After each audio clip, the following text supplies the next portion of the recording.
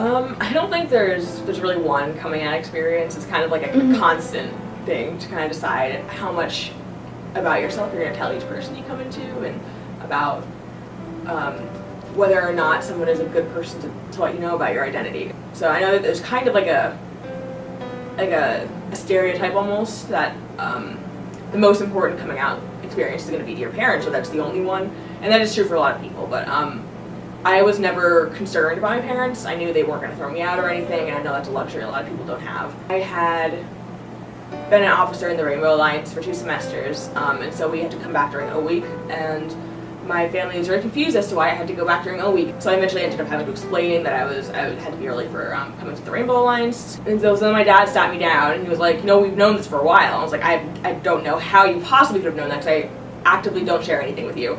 But it turned out that somebody had tagged me at Cruise, which is a local gay bar, on Facebook, and they had looked it up and found out like that.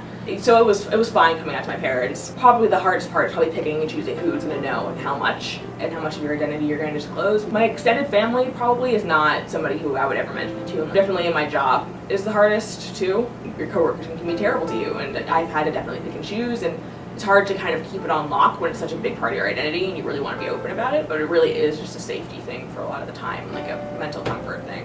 One of the hardest parts is probably coming out to yourself.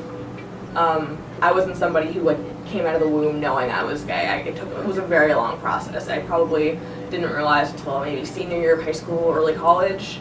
A long process of self-hate and being like, is this something I'm just making up? Am I just trying to be dramatic? Is this something is this thing I feel real?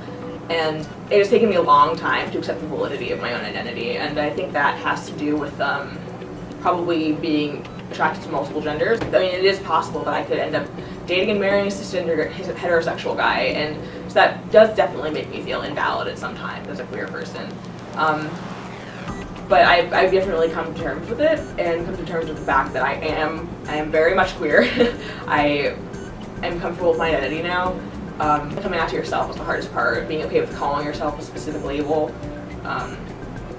being okay and going to sleep not hating yourself for who you are is probably the most important thing you can do for yourself. It's an uphill battle, but if you can get there, it's great.